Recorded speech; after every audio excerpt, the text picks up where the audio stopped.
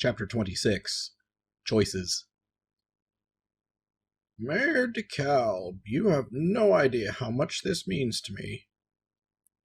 Brock watched from behind his desk as Bonnie, his administrative assistant, helped the old woman into a chair.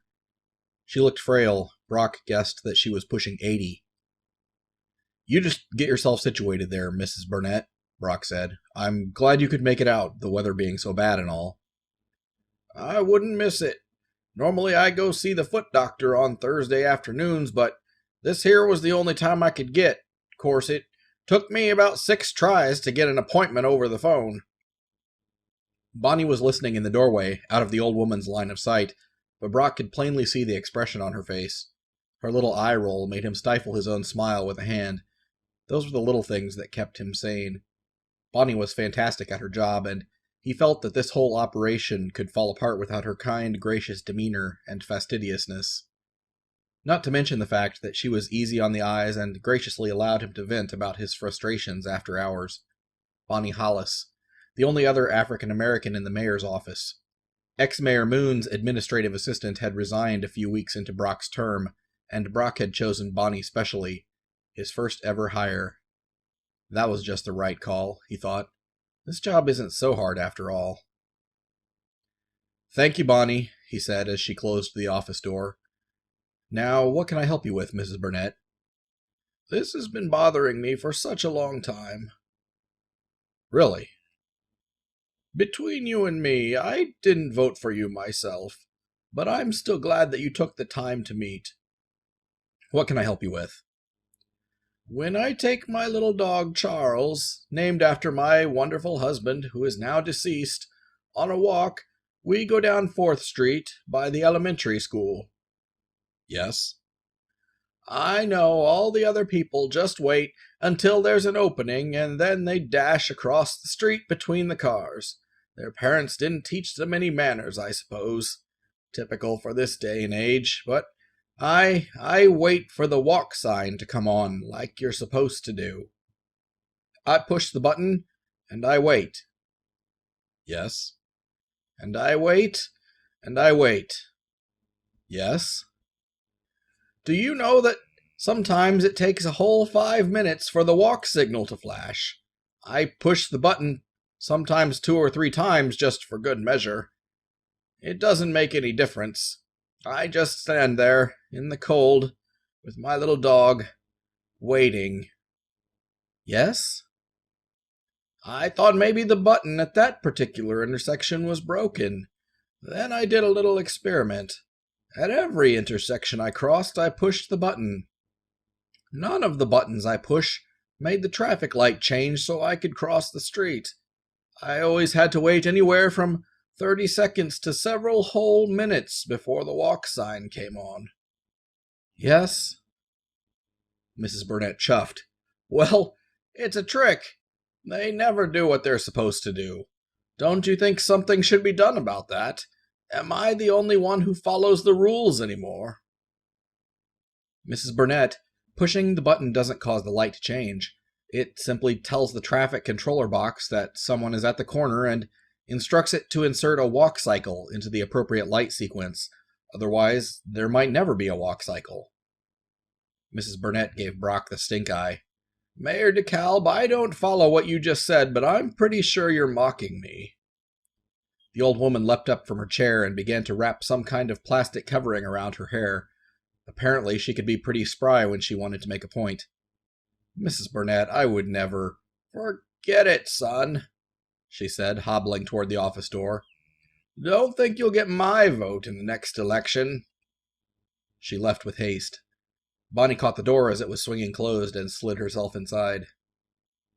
Didn't go as well as you'd hoped, Mr. Mayor? She asked. Brock laughed and stood. Why is it that all the elderly women in the world need to put plastic bags on their head when they go out in the rain? That was the thing back in the 50s, I think. They get their hair done up, didn't want it to get wet. Cost a lot of money. Wouldn't want that hair to get flat. I think it just turned into a habit after a while. Brock was moving toward the locked filing cabinet that held his liquor collection. Can I make you something? It's only 4:45, Brock. Brock shrugged. Is there anything else on my calendar? Mr. Taylor's coming in later with the report you asked for, the one about the schoolhouse, but he said he isn't going to make it till quarter after. Plenty of time for a little drink to celebrate the end of another successful day of work. Sure I can't get you anything. Bonnie smiled and shook her head. Brock watched her go as he made up a glass of scotch.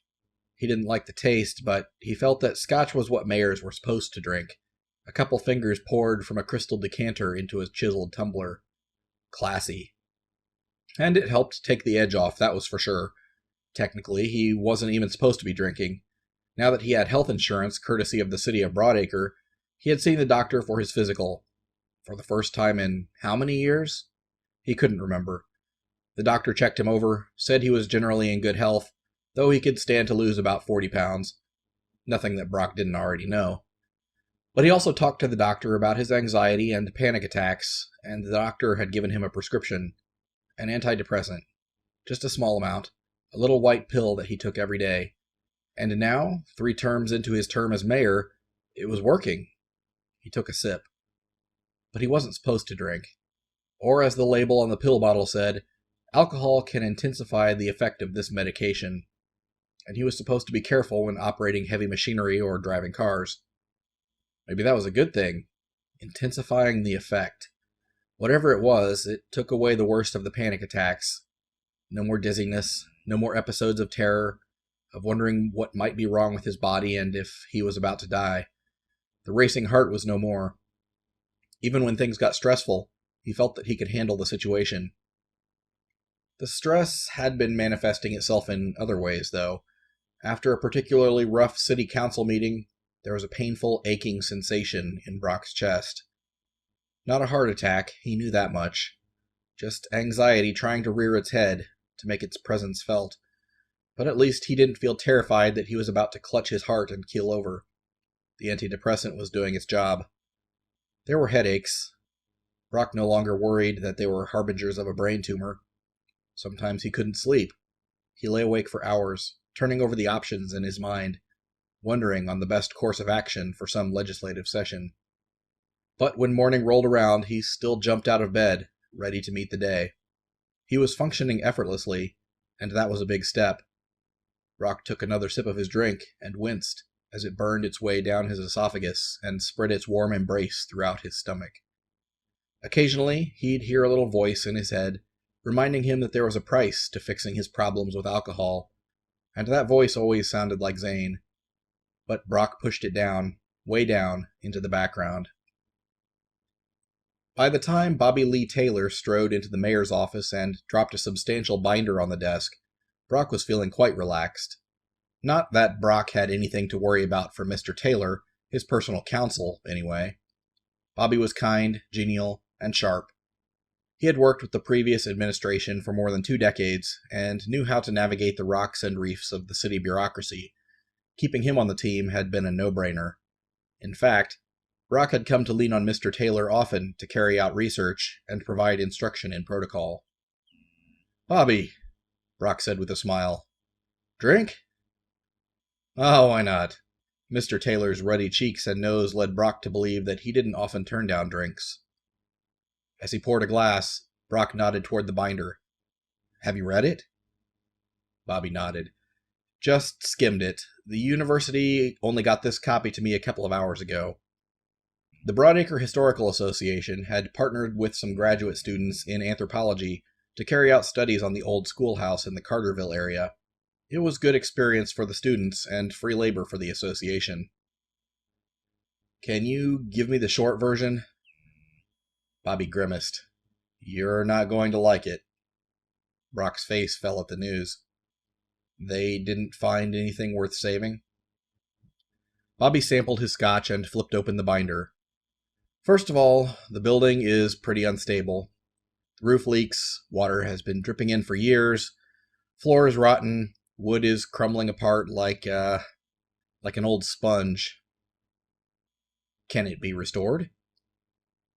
"Sure, but you'd be rebuilding from scratch, basically. They don't think there's hardly anything usable there." Brock sighed.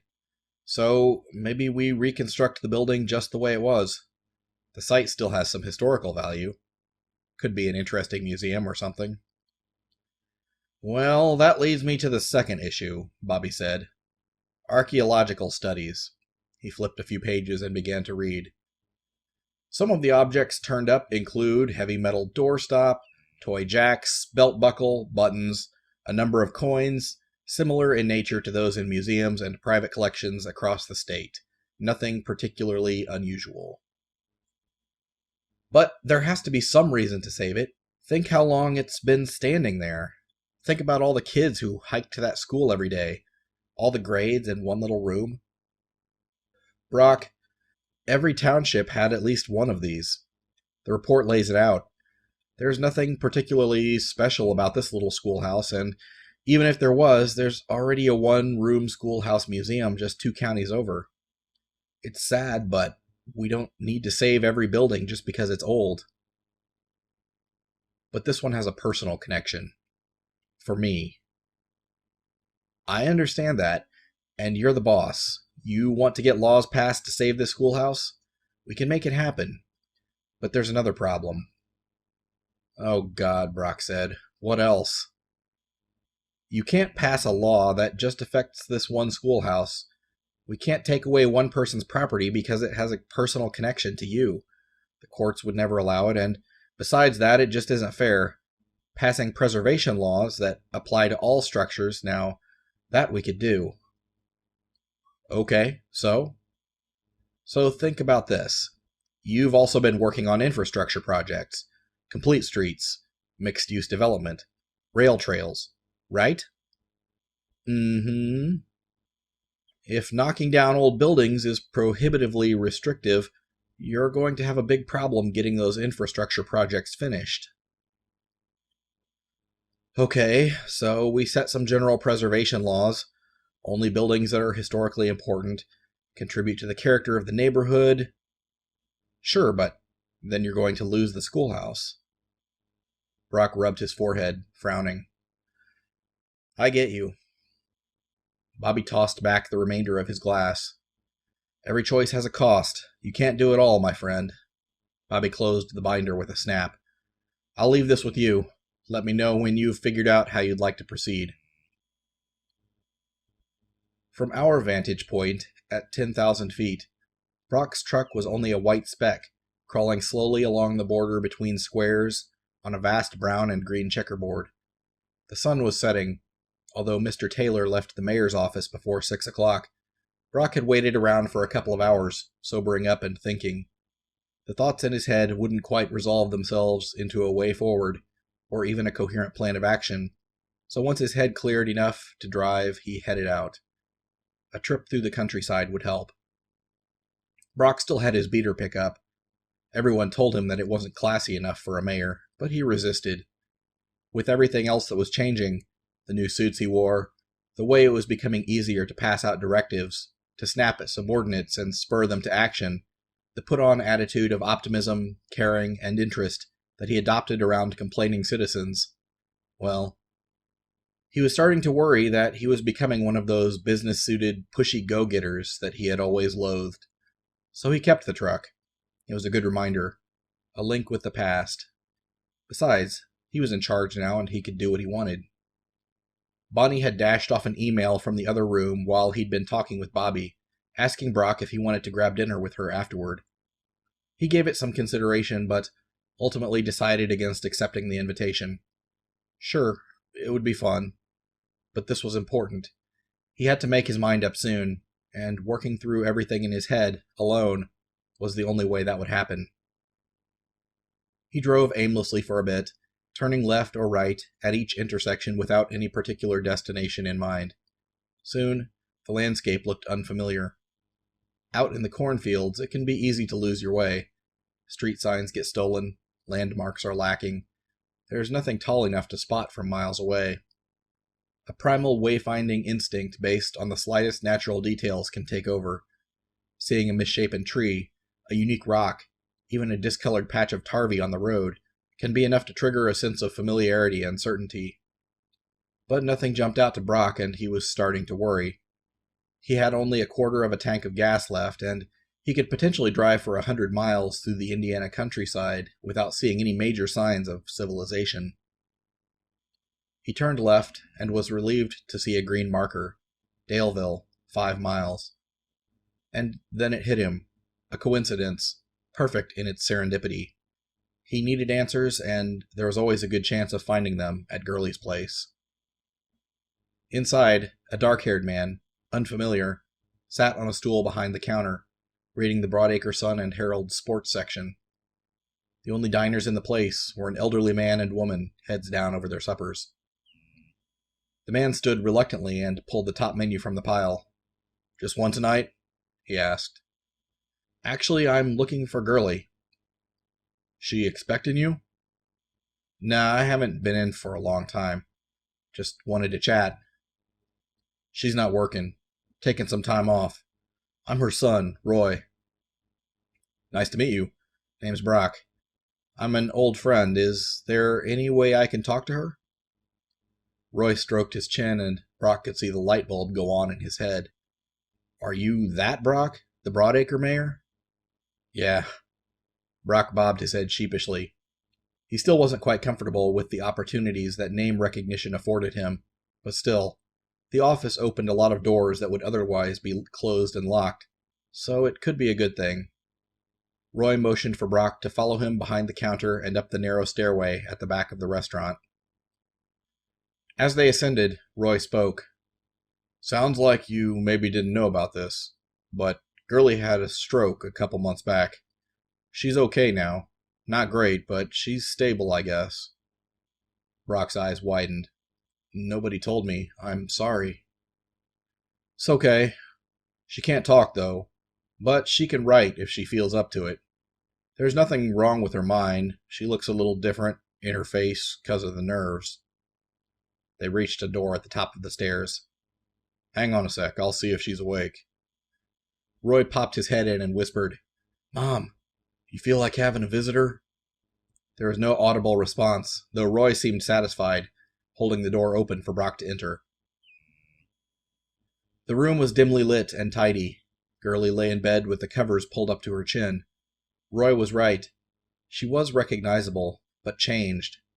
She tried to smile as Brock drew closer, but the right side of her face wouldn't cooperate. It seemed fixed in place. Brock pointed to the edge of the bed. Gurley nodded, and he sat. Using her left hand only, Gurley picked up a small spiral notepad and pencil from her bedside table, flipped it open, and began to write. Brock studied her. He felt uncomfortable, the way he always did around the elderly, or those with mental handicaps, or young children. What if I say the wrong thing? He thought. What if we can't communicate and it's just awkward? Gurley handed him the pad. It read, "Hi, Mayor," printed in an unsteady hand. Brock smiled sadly. "Gurley, I would have come out earlier, I swear. Or visited you in the hospital. Brought you some flowers or something." Gurley took the notepad back and began to write again. Brock continued. "Really, I would have. Nobody told me what was going on. I feel bad." Gurley held up a hand to silence him. She lifted up the notebook. Brock had to squint in the low light to make out the new writing. "You got other worries. I told them not to tell you." Brock's voice wavered. "Do they think you'll be able to talk again?" Gurley shrugged. "You knew I'd find out sooner or later, though. I bet you were thinking, it's just a matter of time before that Brock kid needs my advice." Gurley nodded, half smiling again. "Does Wisteria know?" A head shake. "No." "Was it bad? The stroke?" Gurley scribbled some more words on the notepad. "I died. For 3 minutes." "And they brought you back?" A nod. "Did you go, you know, go to the other side?" Gurley shook her head and wrote a few words on the pad. "Don't remember it." Brock patted Gurley's hand gently. He felt awful. Here he was, stopping by for his own selfish reasons, when Gurley was in such a state. He thought about giving her a hug, telling her that he had missed her and then heading out. At least that way I won't seem so uncaring, he thought. At least I can save face a little bit. Girlie had been watching Brock's face intently. She took back the notepad and wrote, "You do need my advice, right?" Brock shrugged. "Yeah, I guess I do."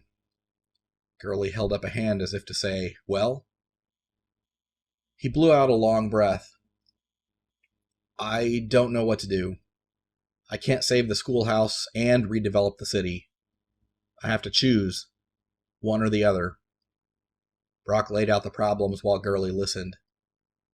"I mean, the whole reason I ran for mayor was to do something for Zane, keep up the fight, so I can please my friend or I can please the people who voted for me, not both." Girlie gave Brock another half smile, but her eyes looked sad. She didn't make a move toward the notepad, so he continued. "I'm haunted by him. I look around the attic room at my house. Most of his stuff is still there. I can't get rid of any of it. It doesn't feel right. But I don't like looking at it either. I talk to people about historic preservation. I hear Zane's voice in my head, telling me what he would do. Even riding around in the car sometimes, it feels like he's still there with me. And Robert Hackett, how can I just let him get what he wants? He's like my arch nemesis. He put Reverend Cleghorn up to running for mayor against me. He bitched at me, chased me out of his office, yelled at Zane, treats his own daughter like crap. If I don't save the schoolhouse, I'm just letting my enemy win." Girlie wrote a few words on the notepad and handed it to Brock. "Not your enemy, just a man in the world." Brock thought for a moment. Zane would never forgive me. Girlie wrote again. "Let go." But then people would forget all about him, and maybe that's his one chance to live forever, fixing the building up, dedicating it in his name, the Zane Truax Memorial Schoolhouse Museum, or whatever. Don't forget, let go. Girlie circled the last sentence several times to emphasize her sentiment. Brock thought for a moment. "So, you think I should just give up the schoolhouse and focus on the city?"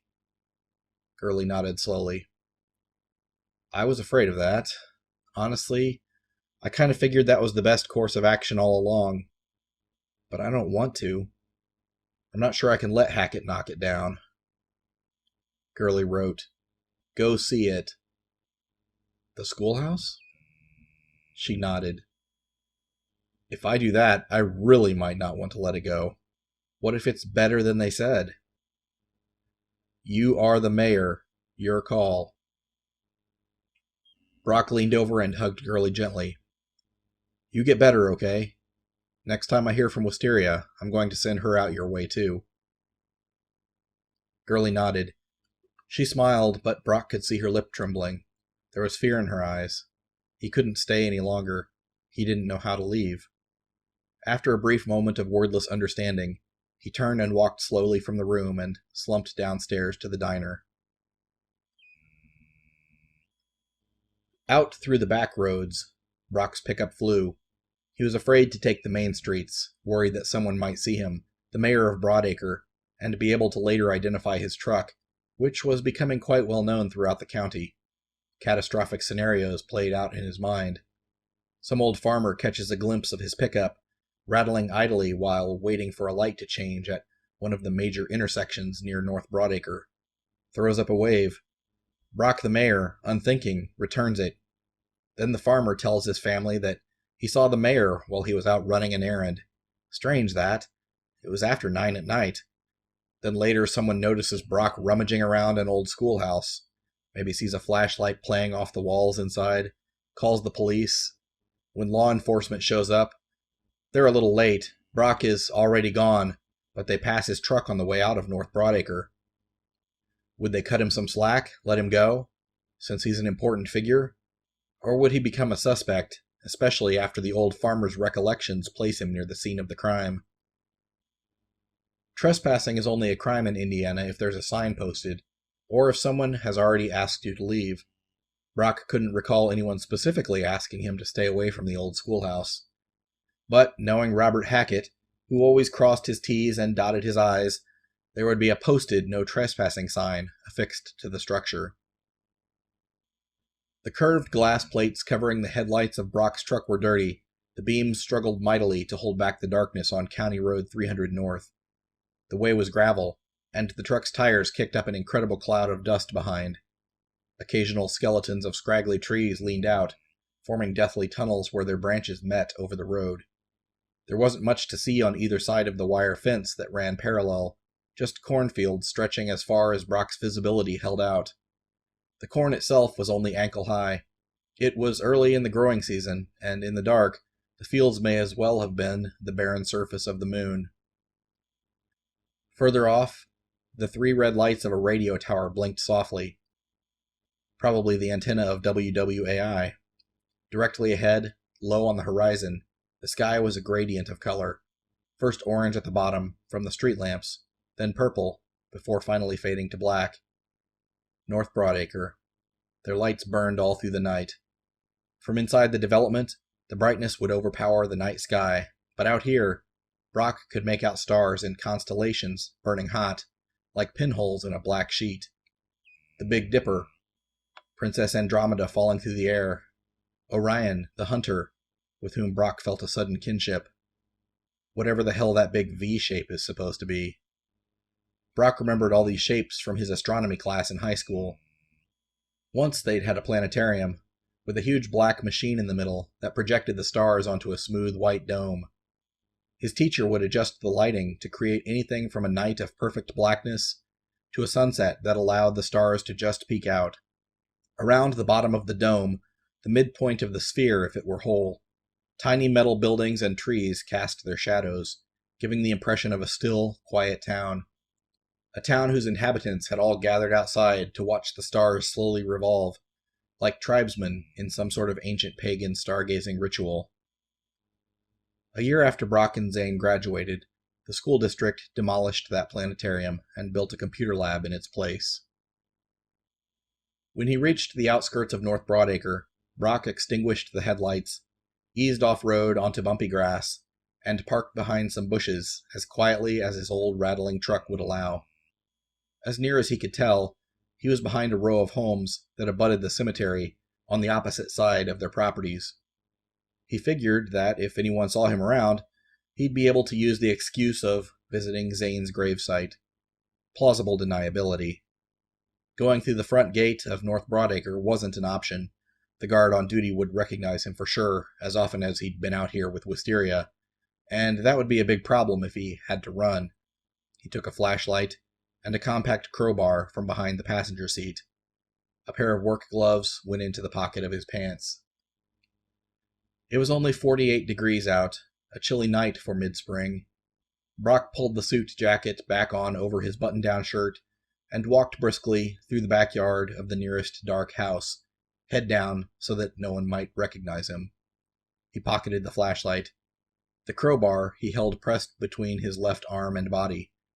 As long as he didn't meet anyone on the street, forget, and start gesturing wildly with that arm, he'd be fine. It was hidden well enough from any casual glance. He strode quickly through a blinding outdoor security light. There was no way around it, but the home's facing windows were dark and silent. Brock looked left, then right. He couldn't see anyone on the sidewalk ahead. All the good Christian people of the world were home with their families, putting away the dishes, telling their children bedtime stories, maybe catching the end of a football game. Not Brock. He had been in this spot before, with Zane, exploring the forbidden places that normal people would never dare, furtively breaking the law right under the noses of the community. He imagined himself getting caught, winding up as a front-page news story in the morning. Mayor disgraced, found trespassing. He'd be out for sure after that. They'd call for his resignation. The good Christian folks always preached forgiveness, but they didn't practice it often as far as he could tell. Someone had to be punished. Someone always had to take the fall. Don't take anything. Don't break anything. don't write on anything. Zane's words to the cemetery volunteers echoed in Brock's mind. Was it Zane's ghost speaking to him? His conscience? Just his own inner monologue running off on a tangent? It was difficult to say for sure. Maybe they were all the same when it came right down to it. Brock stepped quickly out of the house's side yard and slowed his pace to what he imagined as a confident, casual stroll, though his heart was knocking against his ribcage. There was a divide now in his mind between legal wrongs and moral wrongs. Killing, stealing, cheating, those were all things that would harm other people. Breaking and entering an old schoolhouse, just to see what was inside, not to vandalize or destroy. Well, that wouldn't hurt anyone at all, except maybe him. Brock rounded the corner and saw someone walking in his direction.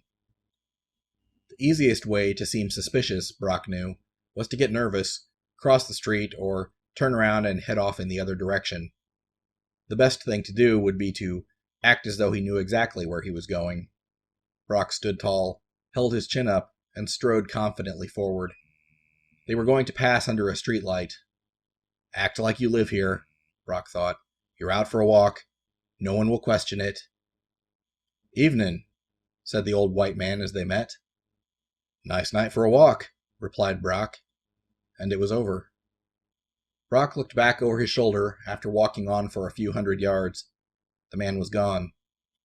Brock took the opportunity to cross the street and set out across the dirt field into Carterville, the town that was. He could see the old schoolhouse plainly, its steeple silhouetted black against the lighter horizon. The building was brick, simple and unadorned. All windows, and the front door as well, were covered with expansive sheets of plywood, nailed straight into their frames. As Brock had guessed, there was a forbidding, posted, no trespassing sign, in black and orange, stapled onto the wood covering the entrance. Despite its sturdy-looking exterior, the entire schoolhouse was tilted to one side. Probably a bad foundation. It's sinking into the ground, Brock thought. Above the entryway was a keystone with Number 5 Carterville School inscribed. Below that were a few smaller lines of text, but they were illegible in the dim light, and there was no way he was going to play his flashlight upon the building's exterior. Someone would notice that for sure. Brock figured that he'd have to pry off the front door's covering, since the windows were too high off the ground. But first, he took a quick look around the building and almost twisted his ankle in a shallow hole. An excavation site. This is where the university students had been digging, and apparently they hadn't recovered the plot. Brock crouched and froze in place. A car was gliding down the street, several hundred yards away, headlights piercing the night. They played over him, and, for an instant, he thought about running. His logical mind maintained control, though, and convinced him that he was too far away to be seen clearly. The car rumbled off without slowing. Behind the schoolhouse, Brock found his reprieve, a huge gash in the brick wall, extending from the roof down to a few feet above the ground. It was about 2.5 feet wide. Worn bricks studded the ground nearby. Looks like a tree must have fallen through the building at some point, Brock thought. There was a splintered stump nearby supporting his theory. Brock hoisted himself up and squeezed through the hole. Lucky for me, I won't have to do any breaking tonight. Just entering. Inside, the air was strange. It smelled thick, heavy like the woods after a rain. Brock clicked on his flashlight, being careful to keep the beam pointed at the ground. The floor was dirt, any hardwood having rotted away long ago. On the other side of the room were some curious artifacts. A long metal trough, some short wood fencing, no more than 2 or 3 feet high, and some stacked bales of hay. Animal feed. Someone had been keeping pigs or goats or whatever in here. There were few traces of anything giving an impression that this was once a school. An old slate blackboard ran the full length of the wall opposite the hole where Brock entered. Some strips of moldy wallpaper clung tenaciously to the wall. In the middle of the room, lying on its side, was a dented cast-iron pot-belly stove. Brock had heard enough about old schools to know that this stove once heated the entire building. In winter, the school teacher would arrive early in the morning, long before any of the students, to prepare for the day ahead and start a fire with kindling. There were no desks, chairs, shelves, or anything of the sort remaining. Brock spied an old calendar in the mud. He pried it up, flipped a page, and, squinting, found the date, 1956. The paper flaked apart in his hands. He shone the flashlight around the ceiling. Wooden slats were broken and dangling at the edges of a huge hole, presumably where water had been leaking in for years. Through the opening, he could see thick, ancient timbers supporting what remained of the roof, and through another gaping hole, the night sky. There was a sudden explosion, a rustle of wings. The light had disturbed some sort of large bird that was living in the attic. Wary, Brock stepped back, and his shoe caught on the corner of something hard sticking out of the packed dirt. He reached down and tugged the exposed edge of the piece, picking at it with his thumbnail, pulling harder until the object finally popped loose in a shower of dirt. It was a medal. He thumbed the encrusted dirt from its surface. There was a slot through which a ribbon might once have passed, but the cloth had long since disintegrated. Some raised text encircling a star read, "Perfect attendance." Brock dropped it into his pocket. He clicked the flashlight off and settled wearily onto a wooden shipping crate. There was plenty of illumination from North Broadacre's streetlights, filtering through the schoolhouse's shattered windows, by which to see once his eyes adjusted. The report was right. The place was so far gone that saving it would require a heroic effort. Brock stared off at the wall and tried to imagine the hundreds, thousands of kids who had been educated here. They tromped down the old dirt roads every weekday, coming from miles away. They went to recess out in the yard. There may have been as many as 9 grades in this one small room, with one teacher to instruct every student. They carved on their desks, they recited their grammar lessons, they pulled pigtails, and they worried about exams. Did the teacher smack them with rulers? Was there once a dunce cap and wooden stool standing in the corner by the blackboard? Now there were only cobwebs and dirt. Brock looked around and held his breath. He tried to see the ghosts, tried to see anything move or stir, watched for shadows playing off the wall, stared unblinking until his eyes bugged out. There were no outward signs of anything supernatural. He gave Zane a chance to speak to him. Resting his hands on his knees and closing his eyes, Brock softly called his friend's name in the dark. "Tell me what I'm supposed to do, man. I don't want to let them knock down your schoolhouse, but I don't see any way we can save it." "Let go." The words appeared, unbidden, in Brock's mind. It was Gurley's advice, but Brock heard it spoken in the unique timbre of Zane's own voice. He knew immediately that the sound wasn't a ghost, nor an external force. It was his own thought, a remembrance of his friend, and a reminder of the way he was.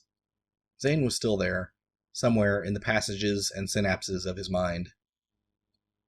As Brock left the schoolhouse through the mortal wound in its side, he turned back to look inside one more time. So many kids who grew into adults, who shaped the land and the community in which he now lived, saw this place every day for years. Each child eventually graduated and left, never to look upon the inside of this little schoolhouse again. Brock was going to be the last. No one else would ever see this place. On the way back to his truck, Brock stopped off at Zane's grave. Zane wasn't the only resident of the North Broadacre Cemetery any longer. There were 2 other large headstones in the opposite corner of the plot. Fairly recent burials, too. Dirt was still piled up in mounds, and grass hadn't yet begun to grow over the graves. Zane's stone was showing a few signs of age. The once shiny and polished granite surface was a bit duller than Brock remembered it. Green and blue lichens were beginning to crawl up the sides. Brock stood for a long while, gathering his thoughts. It was hard to avoid thinking that there was a person lying in a box way down there, buried beneath the earth. Well, a body, anyway. Zane the person was long gone from this place. "Don't be pissed at me, man," Brock said in a low voice. There was no response. Brock continued. We're going to have to lose the schoolhouse. There is just nothing left to save. The soft hush of leaves fluttering in the wind drifted into the cemetery from a stand of trees near the road. I'm going to find something else for you. Some other thing to remember you by. Brock pulled the perfect attendance medal from his pocket and turned it over in his hands. He knelt and placed it on the headstone's base. Still not quite sure what that is yet. Got any ideas? Brock had been standing still for such a long time, the crickets that quit when he entered the cemetery began to chirp again. Spooky misses you, Brock said. We all wish you were still around. Nothing. Okay, well, I gotta go. Let me know if you think of anything. Brock turned slowly and began to hike back to the truck. Strange, he thought, but he was feeling a little better about things, a gentle serenity having settled over him. He knew that Zane would forgive. Zane was a smart guy. He must have known that this was the best way. It still stung a bit, though, when he imagined Robert Hackett's crew knocking the thing over and building a private neighborhood rec center on top of it.